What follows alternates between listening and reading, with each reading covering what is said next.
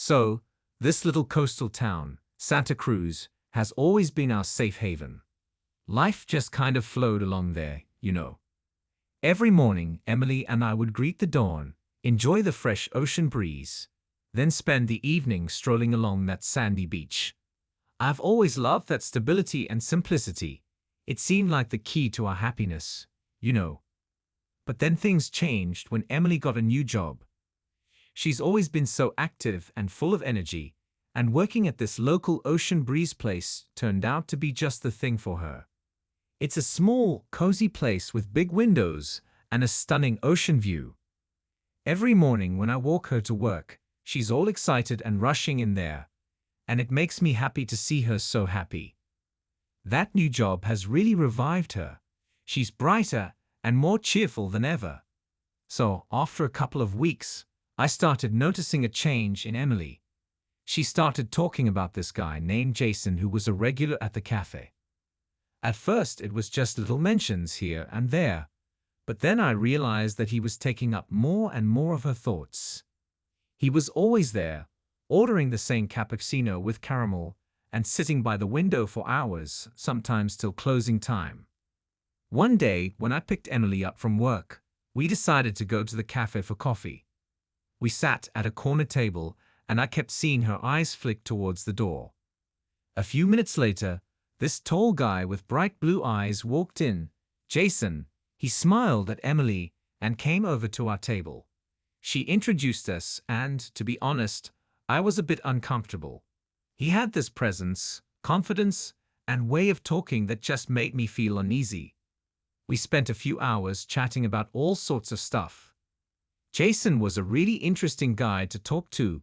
His stories about his travels and adventures were fascinating and exciting. But I noticed that his eyes kept lingering on Emily a lot, and his eyes would light up when she laughed. That night, for the first time, I had a feeling that something was going on, but I didn't think much of it. A few days later, Emily was coming home later and later. She said it was because there was a lot of work at the cafe.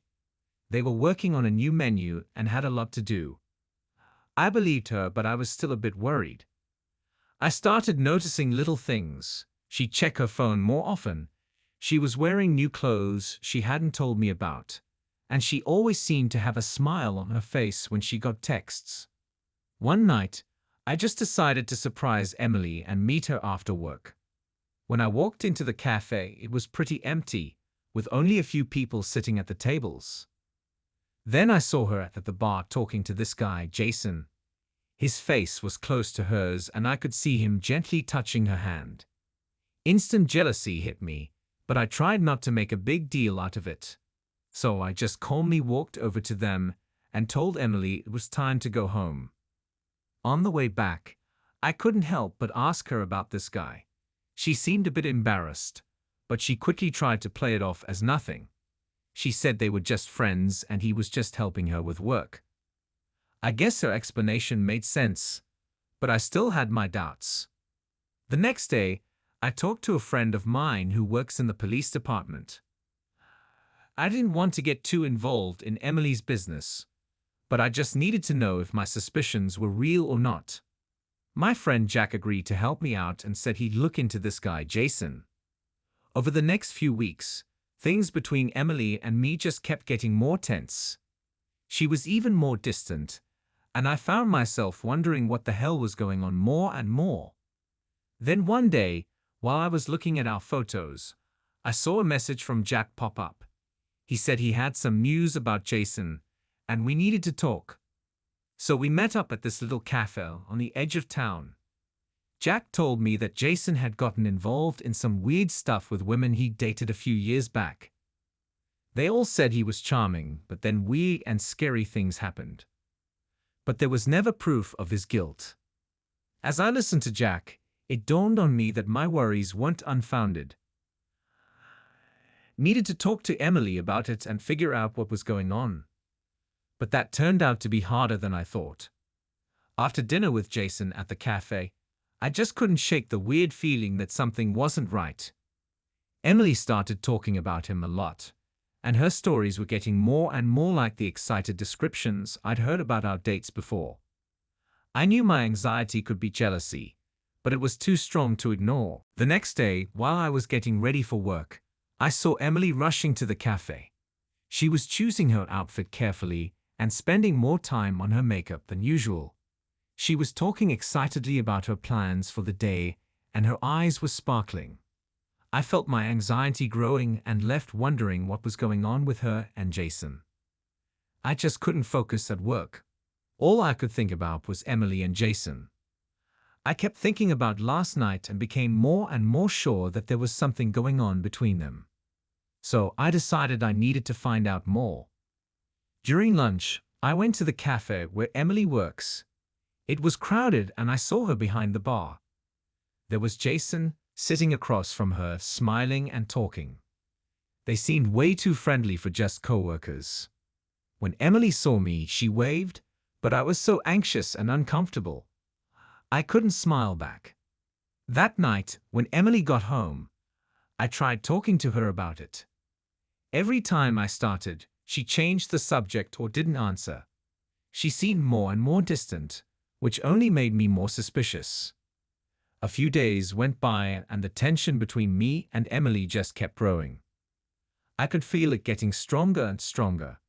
She was always coming home later and later, and I started to notice that she was smiling more and more when she got those texts. Every time she got a message, I wondered who it was from and what they were talking about. One night, I decided to go to the cafe and wait for her. When she finally came out, there was Jason with her. They were chatting away like crazy and didn't even notice me there in the corner. I watched as they said goodbye and he leaned in to kiss her cheek. That's when I knew my fears weren't just in my head. Emily came home even later than normal that night, and I couldn't take it anymore. I tried talking to her, but she just brushed me off, saying she was tired and wanted to go to bed. That only made me more suspicious that something was happening between her and this Jason guy. The next day, I gave my buddy Jack a call. You know, the one who works for the cops. I know it sounds crazy, but I had to know more about this guy, Jason. I just needed some answers. A few days went by, and then Jack called back. Turns out, Jason's been involved in some pretty shady stuff with women. Super charming, but once they got close, things started to go wrong. No hard evidence, but everyone describes him as a real manipulator. After that, I knew my worries weren't unfounded. I had to tell Emily what I'd found out, but it was harder than I thought. Every time I tried, she'd either change the subject or say I was overreacting. One evening, I got home, and there was Emily, sitting on the couch looking all stressed out. I went over to her and figured it might be a good time to talk. So I sat next to her and started talking about how I was feeling, what I'd learned from Jack, and my suspicions about her. Emily was quiet as I talked, but I could see a range of emotions on her face: surprise, anger, fear. She started to defend herself, saying Jason was just a buddy and colleague, and there was nothing going on between them. But I had a feeling she wasn't telling me the whole story. The conversation turned into a fight, and she stormed off to the bedroom, leaving me to my thoughts. I was left sitting there, trying to figure out what was going on. Thoughts of what I should do next swirled around in my mind. Our marriage was in trouble, and I had to figure out how to get Emily back on my side. But how could we do that when there was another person between us? That night, I couldn't sleep. I was thinking about everything that had happened and trying to figure out what to do. I knew talking wouldn't be enough. Something more had to happen to protect our family and get Emily back. In the morning, I woke up with a strong determination.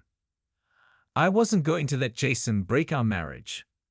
We had to fight for love and do whatever it took to get Emily back.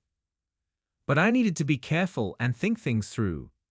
That evening, when Emily came home, she seemed lost in her own world. She walked into the living room, and I felt my heart sink.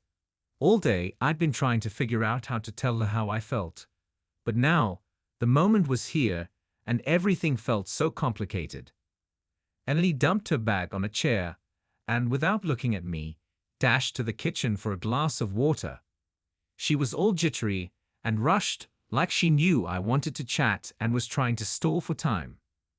I watched her, trying to read her mind. When she came back into the living room, I took a deep breath and tried to strike up a conversation.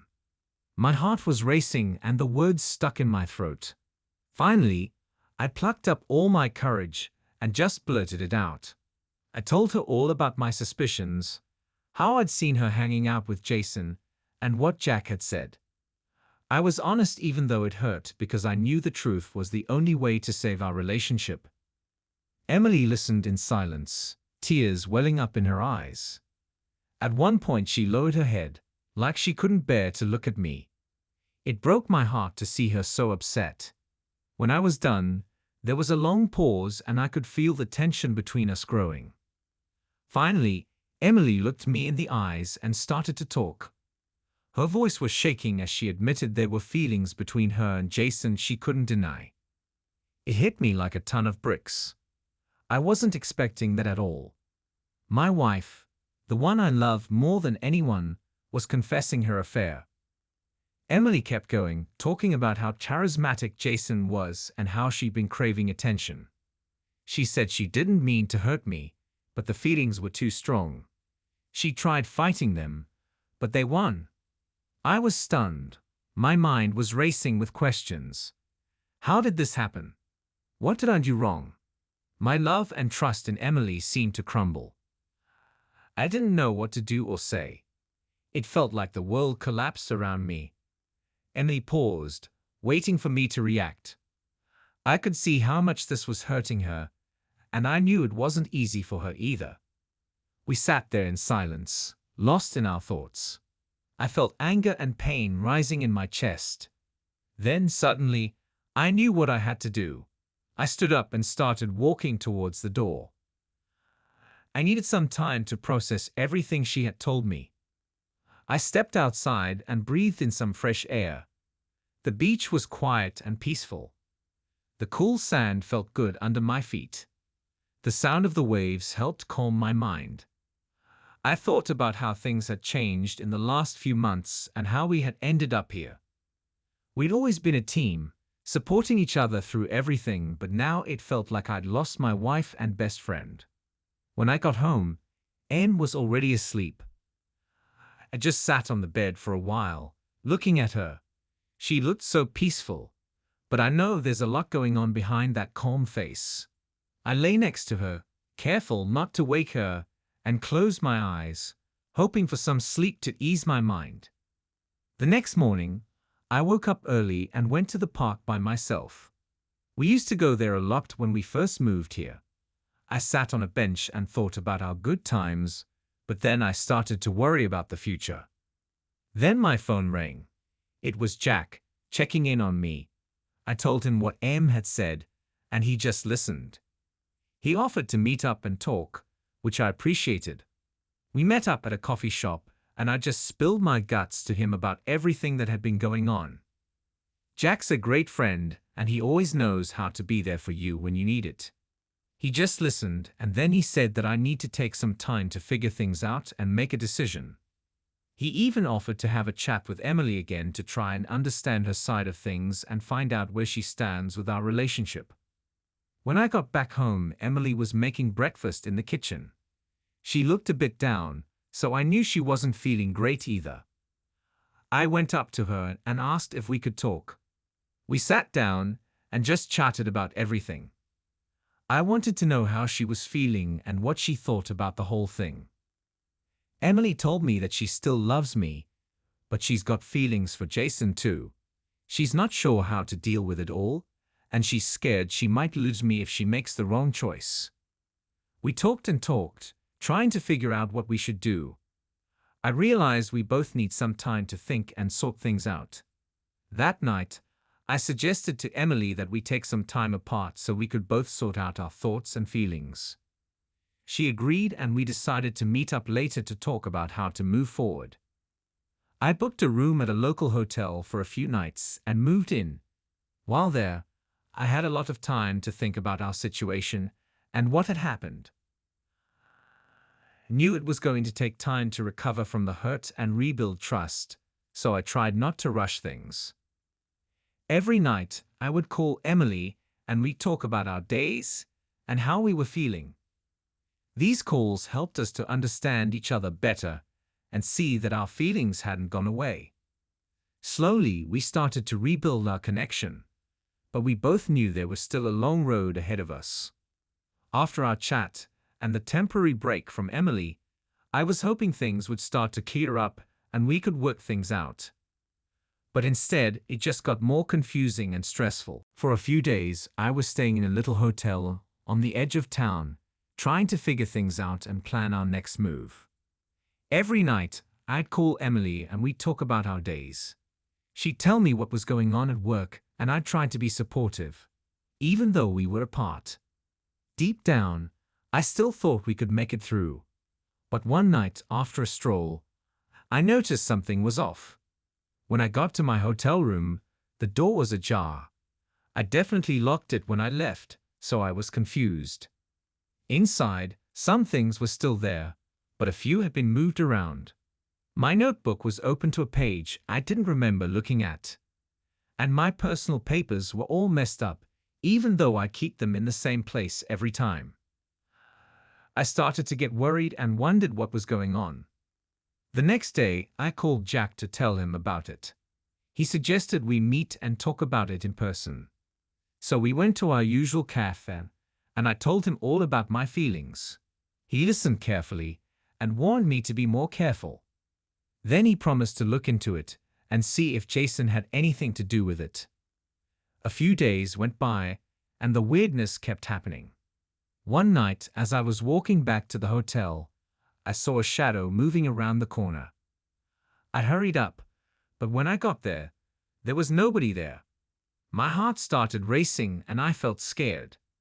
The next day, I talked to the hotel manager.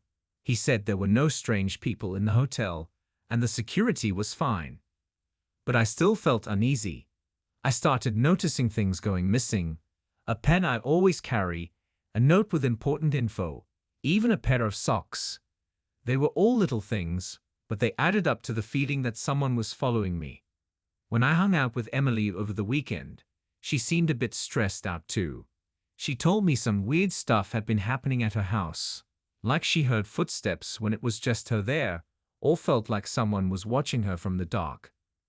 It was starting to freak her out, and I could tell our problems were getting even more complicated. We couldn't ignore all these weird occurrences. So we decided to call the cops. Jack helped me get in touch with some of his friends, and soon we had a police officer over to check out our place. They looked everywhere, but didn't find anything suspicious. Still, they suggested we beef up security and stay on our toes. Emily moved into my hotel room so we could be closer and support each other through everything. We tried our best to stay strong, but fear and anxiety were still there. Then one night, I woke up to a loud crash. I jumped out of bed and saw the window was broken, and there was a rock with a note on it.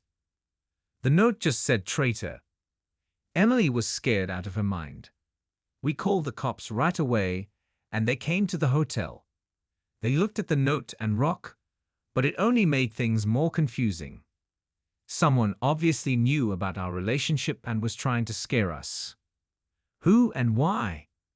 Over the next few days, we noticed someone was watching us. Strange cars would show up near the hotel and people in hoodies and hats would stand around, watching us from a distance. We felt like we were trapped, not sure who to trust or how to protect ourselves. Jack kept digging and soon told us he'd found something big. Turns out, Jason had a pretty shady past. He'd been involved in some pretty sketchy stuff with women, all of which ended up in trouble for the ladies. But there was never any proof of his involvement, so he always got off scot-free. We suspected Jason might be involved in our issues, but we had no way to prove it, or even prove ourselves. So Jack suggested we install some surveillance cameras and beef up security. We went for it, even though it would mean more expenses and stress. Few weeks went by and things started to get a bit better. We tried to go back to normal, but the fear was still there. One night, as we sat on the balcony watching the sunset, Emily suddenly grabbed my arm really tight. I looked over and she was staring off into space. I turned around and saw Jason standing there on the street, watching us. His eyes met mine and I knew the story wasn't over yet. We went back to our room and I gave Jack a call. He said he'd come as soon as he could to sort things out. Meanwhile, I was trying to calm down Emily, who was freaking out a bit. We knew we needed to stay strong and stick together in order to get through this. The night was restless, and in the morning, Jack showed up. He had brought some security equipment with him and some colleagues who would be staying with us for a while. It seemed like the situation was getting worse. Living in a hotel under heavy security with a constantly tense atmosphere was draining for us. Emily and I tried our best to pretend everything was normal, but fear and anxiety were constant companions. Jack and his team took turns watching for suspicious activity, but it always seemed like Jason was one step ahead. He was everywhere, and the pressure was overwhelming. One night, I was in my room looking at pictures from our vacation when I heard a noise outside my door. I cautiously approached and opened it a crack. It was Jack. He was all excited and said the security cameras had picked up some movement near the hotel. We quickly packed our stuff and headed downstairs to check out the cameras. On the screen, we saw this dark figure sneaking around the back of the hotel. It was Jason. He was moving so confidently, like he knew exactly what he was doing. Jack called for backup, and we started preparing for a possible confrontation. Emily was sitting on the bed, scared out of her mind. I tried to reassure her that everything was going to be okay, but she was still shaking. We knew we might have our chance to put an end to this mess, but also knew we were risking a lot. A few minutes later, the cops showed up. Jack had a plan. Half the team would stay inside the hotel to protect us, and the other half would go outside and try to corner Jason. We watched through the cameras as everything went down, feeling the tension rising with every second. Armed and ready, the cops started slowly approaching Jason. Suddenly, he stopped and spun around like he knew they were there. His eyes glinted in the lantern light, and a creepy smile spread across his face. He took off running, but the cops were ready for that and quickly closed in on him. We watched as Jason darted towards the back of the hotel, probably planning to scale the wall and disappear into the night. One cop tried to grab him, but Jason dodged and hit the cop, knocking him over. It was an intense fight, full of anger and adrenaline. At that moment, I just knew I had to act. I dashed out of the room and went downstairs to help Emily. Jack tried to hold me back, but I wasn't having it. I had to do something to stop Jason from hurting her. When I got outside, I saw him still fighting it out. I ran towards him and tried to tackle him.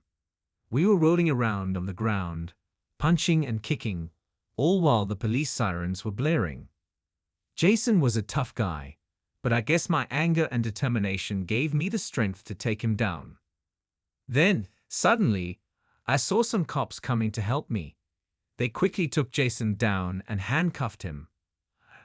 I stood there, breathing hard, feeling the adrenaline rush leave my body. We did it. We stopped him from hurting Emily. Jason got taken away, and I went back to Emily, who was waiting for me in the hotel lobby. She threw her arms around me, her tears mixing with my sweat and dust. We stood there hugging, and I knew that moment would always be a reminder of our struggle and victory. After a few hours, things started to calm down. The police gave us all the papers we needed, and Jack told us Jason was going to be arrested and charged. It would be a long process, but knowing he wasn't a threat anymore was a relief. In the days after, we tried to get back to normal. Emily and I talked about what happened, shared our feelings and fears. That experience made us closer, and we realized our love had grown stronger because of it. We decided to move and start over in a new area. The house was super cozy and bright with big windows that looked out onto the park.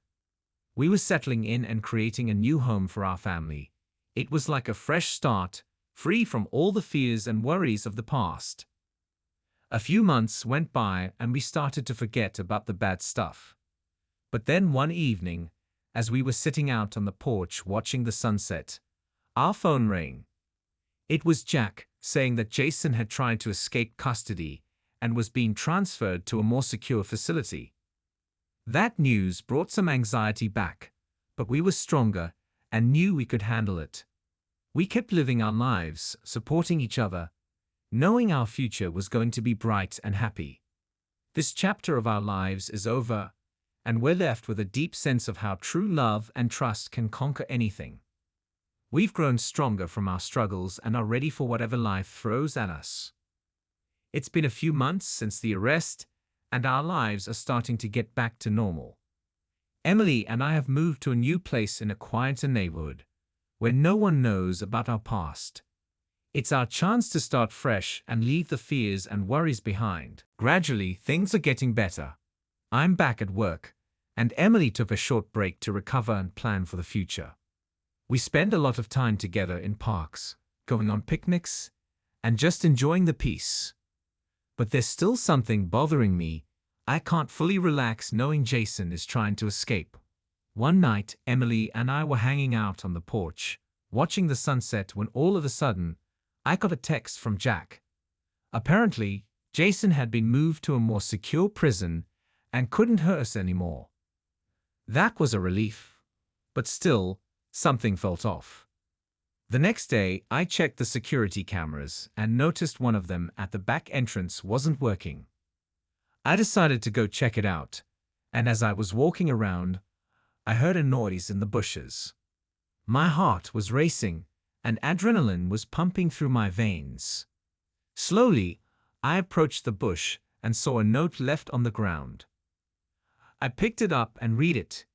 "It's not over," it said. "I'll always be watching you." My blood ran cold. It had to be Jason, but how was he leaving messages from prison? Immediately called Jack to tell him about the note. He thought it might be someone working for Jason and said we needed to be careful. We decided to meet up and plan our next steps.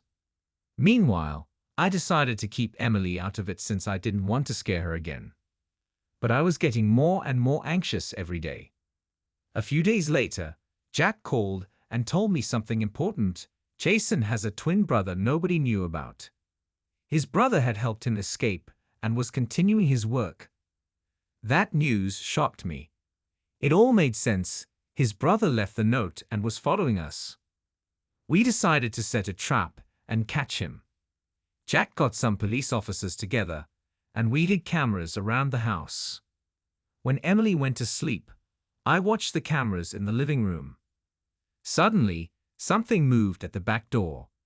I called Jack, and he sent the team to investigate. The police showed up quick and surrounded the place. I went out to meet him. We started looking around and soon saw a shadow moving around the side of the house. We went closer and saw some guy trying to run away. It was Jason's bro. We gave chase. He was fast, but the police were ready. They surrounded him, and after a little struggle, he was caught. We could finally breathe easy, knowing we were safe again. After everything settled down, I went home and told Em about what happened. She was surprised, but happy too. We hugged and knew we could start fresh. A few weeks later, Em and I started planning our vacation.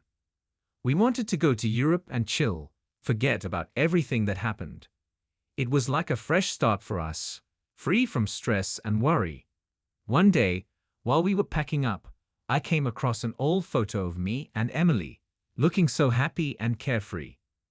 That photo made me realize that even though we've been through a lot, we've only gotten stronger. Our love has stood the test of time, and now we're ready to face anything that comes our way. After a long-awaited vacation in Europe, we enjoyed every moment. The warm evenings, the romantic walks through the narrow streets, and the amazing discoveries made it all worth it. We saw all the places we ever wanted to see, and each day brought us a new experience. When we got back home, I knew that our journey was a symbol of our new beginning. We learned to appreciate the little things and not take them for granted. Life threw us some tough challenges, but we overcame them and came out stronger than ever. Now we live in our cozy house, enjoying the simple pleasures of life and planning for our future. Jack is still our best friend, and we talk about all the crazy things we've done together. That's how the story ended. Leave your opinion in the comments about this story. We will be interested to know what you think. Also, don't forget to give us a like and subscribe to our channel. That way you won't miss new exciting stories. Good luck to you.